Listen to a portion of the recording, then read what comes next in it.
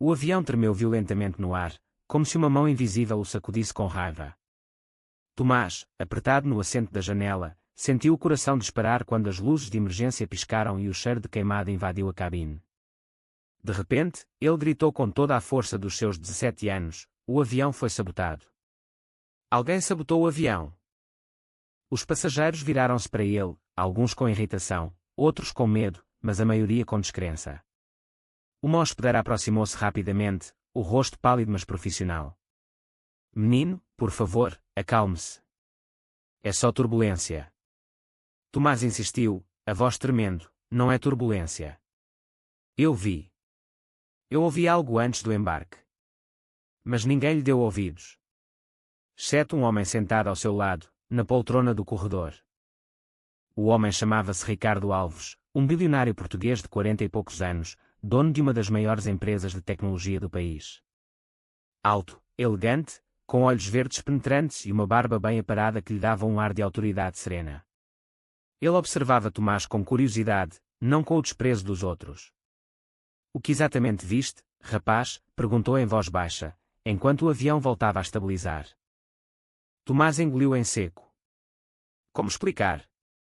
Ele era apenas um adolescente gay de uma pequena vila no Alentejo, viajando sozinho para Lisboa para visitar a tia. Mas nos últimos meses, a sua vida tinha mudado. Tinha conhecido Ricardo online, num fórum anónimo sobre direitos LGBT. Começaram a trocar mensagens sobre livros, música, a luta contra o preconceito. Ricardo, que se apresentara apenas como R, partilhara histórias da sua juventude, da dificuldade de assumir a orientação sexual numa família conservadora e rica. Tomás sentira-se compreendido pela primeira vez. As conversas evoluíram para algo mais profundo, confissões noturnas, promessas de um dia se encontrarem. E agora, por um acaso do destino, ou não era acaso? Estavam sentados lado a lado num voo de Faro para Lisboa. Tomás reconhecera Ricardo imediatamente ao embarcar, pelo perfil das fotos partilhadas em privado. Mas Ricardo não o reconheceu, ou fingiu não reconhecer. Tomás não disse nada, o medo de ser rejeitado na vida real paralisava-o. Eu ouvi dois homens no aeroporto, mentiu Tomás em parte, para não revelar tudo. Falavam sobre um dispositivo no porão de carga. Algo sobre acabar com ele. Ricardo franziu o sobrolho. Ele próprio estava preocupado. Nos últimos dias, recebera ameaças anónimas. Alguém sabia do seu relacionamento secreto com um jovem ativista LGBT, e usava isso para chantagem. Ricardo era discreto, nunca assumira publicamente a sua homossexualidade, por medo de perder contratos governamentais e o respeito da elite lisboeta. O avião aterrissou em segurança, mas Tomás não conseguia parar de tremer. Ao descerem, Ricardo tocou-lhe no ombro. Obrigado pelo aviso, mesmo que tenha sido só imaginação. Toma o meu cartão. Se precisares de algo. Tomás pegou no cartão, o coração acelerado. Eu chamo Tomás Ferreira. Ricardo sorriu levemente. Prazer, Tomás. Naquela noite, em Lisboa, Tomás instalou-se no pequeno apartamento da tia no Bairro Alto. Mas não conseguia dormir. Ele não me reconheceu. Ou fingiu. Será que as nossas conversas significaram algo para ele? Ou era só um passatempo para um homem rico e solitário? A dúvida corroía-o. Ele era jovem, inexperiente, mas o sentimento que nutria por Ricardo era intenso, quase obsessivo. Sonhara com ele durante meses, imaginara um futuro onde poderiam ser livres juntos. No dia seguinte, a notícia explodiu nos jornais. Uma falha mecânica grave fora detectada no avião após a aterragem. Um dispositivo explosivo improvisado no sistema hidráulico. A sabotagem era real. Tomás salvara centenas de vidas com o seu grito. Mas ele sabia que não era coincidência. Durante o embarque, viram um homem suspeito perto da bagagem de Ricardo. Ricardo, ao ver a notícia, lembrou-se imediatamente do rapaz. Ligou para o número que Tomás deixara no cartão. Não, fora Ricardo quem dera o cartão. Tomás, impulsivo, ligara para o número no cartão nessa manhã, agradecendo. Sou eu, o do avião. A sabotagem era real. Ricardo, chocado, marcou um encontro. Vem ao meu escritório amanhã. Preciso de falar contigo. Tomás chegou ao edifício moderno no Parque das Nações, nervoso. Ricardo recebeu-o numa sala ampla com vista para o Tejo. Como soubeste da sabotagem? Perguntou diretamente. Tomás hesitou. Se contar a verdade, ele vai me achar louco. Um miúdo apaixonado que o seguiu. Mas a mentira não duraria. Eu conheço-te. Online. Sou o Tomi, do fórum. Ricardo empalideceu. Reconhecera o nome, mas nunca imaginara que o jovem com quem trocara mensagens tão íntimas fosse tão novo. Meu Deus! Tens quantos anos? 17. O silêncio caiu pesado. Ricardo, dividido entre o choque e algo mais profundo, atração, culpa, medo. Isto não pode ser. És menor. As nossas conversas eram inocentes, mas agora... Tomás sentiu o mundo desabar. Ele tem vergonha de mim. Vergonha do que sente. Inocentes. Tu disseste que me amavas, nas mensagens. Que querias uma vida comigo. Ricardo virou-se para a janela. Eu disse muitas coisas na anonimidade. A realidade é diferente. Sou um homem público, com responsabilidades. E tu? És uma criança. As palavras doeram como facas. Tomás saiu correndo, lágrimas nos olhos. Mas o perigo não acabara. Alguém queria Ricardo morto, e agora Tomás estava envolvido. Dias passaram, e Tomás tentava esquecer. Morava com a tia, frequentava um colégio em Lisboa, mas a mente estava em Ricardo. Ele tem medo de admitir quem é, medo da sociedade, da família. Mas eu não. Eu assumi-me aos 15, apesar dos olhares na vila. O preconceito que sofrera no Alentejo tornara-o forte, mas também solitário.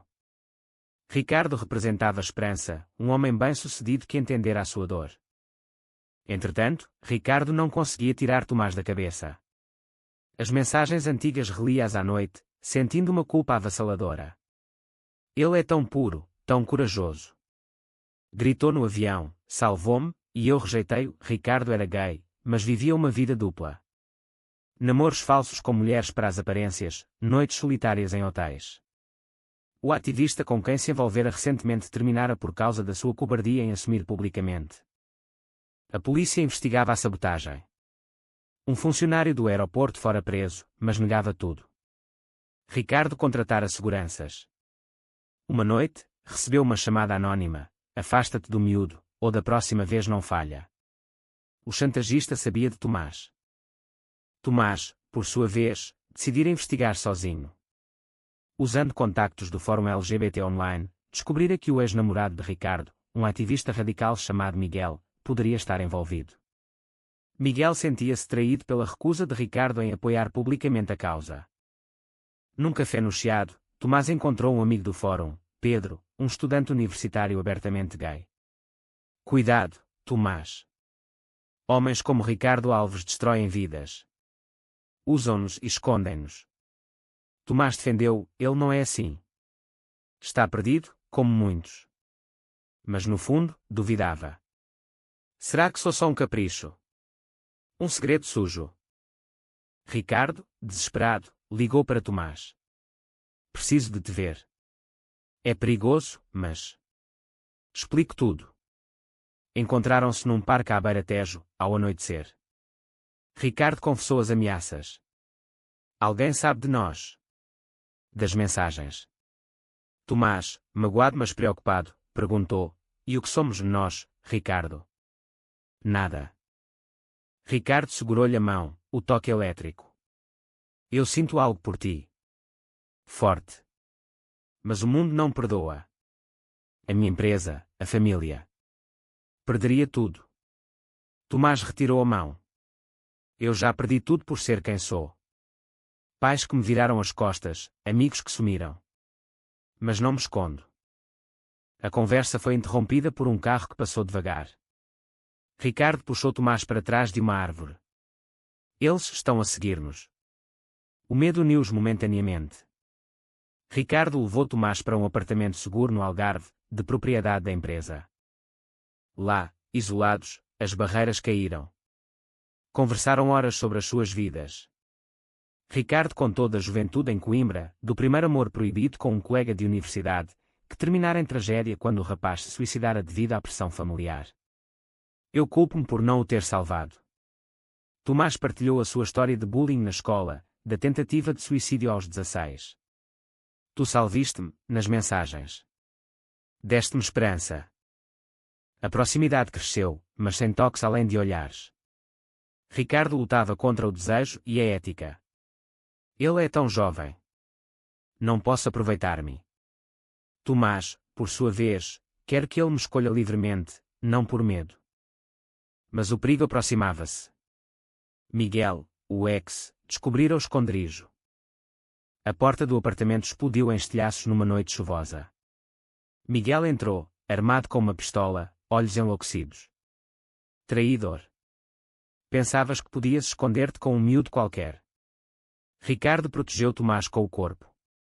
Miguel, por favor. Acabou entre nós há meses. Miguel ria histericamente. Acabou porque recusaste assumir.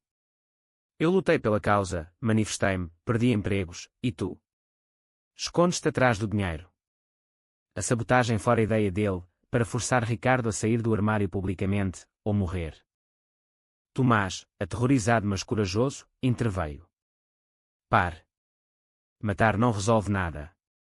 A causa LGBT não precisa de violência. Miguel virou-se para ele. Cala-te, fedelho. É só o brinquedo novo dele.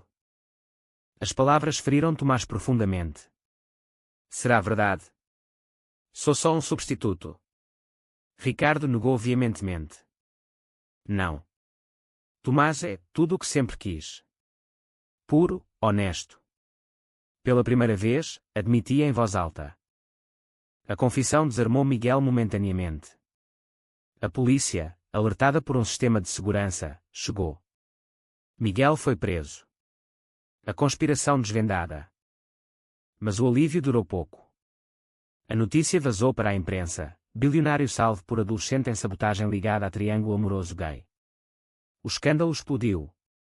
Ricardo viu ações da empresa cair, família desligar-lhe os telefones. Tomás, de volta a Lisboa, sofreu bullying online. Predador e vítima menor. Ele questionava tudo. Salvei-lhe a vida, mas destruía dele. E a minha? Ricardo apareceu à porta da tia de Tomás. Preciso de ti. Não aguento sozinho. Mas Tomás, ferido, fechou a porta. Vai embora. O mundo odeia-nos. Ricardo não desistiu. Convocou uma conferência de imprensa. Diante das câmaras, assumiu publicamente: sou gay. Amo Tomás Ferreira, o jovem que me salvou. Não me esconderei mais. O choque foi nacional. Apoios vieram da comunidade LGBT, mas ódio também. Ricardo perdeu contratos, mas ganhou liberdade. Tomás viu na TV, lágrimas caindo. Ele escolheu-me. Contra tudo. O reencontro foi tenso, num café discreto em Alfama. Tomás, ainda magoado, porque agora? Por culpa. Ricardo negou. Por amor. Sempre foi. Demorei a admitir. Conversaram sobre o futuro. Tomás faria 18 em meses. Esperarei. Ricardo prometeu apoiar causas LGBT abertamente, fundar uma associação para jovens em risco. Mas novos conflitos surgiram. A família de Ricardo processou pelo controle da empresa. Amigos falsos abandonaram-no. Tomás enfrentava preconceito na escola, colegas chamando-o de oportunista. Internamente, Tomás lutava: sou novo demais. Ele merece alguém à altura. Ricardo, não mereço a pureza dele após anos de covardia. Uma amizade nasceu com Pedro, que se tornou apoio. Vocês são inspiração. Mas cuidado com a fama. Um novo perigo: extremistas de direita ameaçavam-nos online. Uma marcha LGBT em Lisboa foi planeada, e Ricardo decidira participar, com Tomás ao lado. A tensão crescia. E se algo correr mal? Na véspera da marcha, uma bomba caseira explodiu perto da casa de Ricardo. Ninguém ferido, mas mensagem clara: intolerância. Tomás quis desistir. Não vale a pena arriscar vidas. Ricardo insistiu: se nos escondermos, eles vencem. Na marcha, milhares nas ruas de Lisboa, bandeiras arco-íris. Ricardo discursou: o amor não é crime. Tomás salvou-me 2 vezes, do avião e de mim mesmo. Mas um grupo de manifestantes contrários atacou. Confusão, gás lacrimogéneo. Tomás perdeu Ricardo na multidão. Pânico. Perdi-o para sempre. Tomás correu, chamando-o. Encontrou-o ferido levemente, protegendo um jovem agredido. Abraçaram-se no caos, lágrimas misturadas. A polícia controlou. A marcha tornou-se símbolo de resistência. Mas Tomás, exausto: não aguento mais drama. Ricardo, então construamos paz. Juntos. Meses depois, Tomás fez 18. Uma festa simples à beira-mar no Porto. Ricardo organizara tudo. Agora, sem barreiras. Assumiram o relacionamento publicamente. A empresa de Ricardo recuperou com novos investidores progressistas. Fundaram uma fundação para apoio a jovens LGBT. Tomás ingressou na universidade, estudando psicologia. Quero ajudar outros como nós. Conflitos internos resolvidos, Ricardo perdoara-se pelo passado. Tomás sentia-se valorizado, não troféu. Num pôr do sol em Cascais, Ricardo ajoelhou-se. Queres passar a vida comigo? Tomás, emocionado: sim. Sempre soube, desde o avião. O grito que começara tudo ecoava como símbolo de coragem. Superaram preconceito, medo, mal-entendidos. O amor venceu. Anos depois, contam a história em palestras, inspirando gerações. Um amor nascido no perigo, forjado no fogo da adversidade, eterno na luz da aceitação.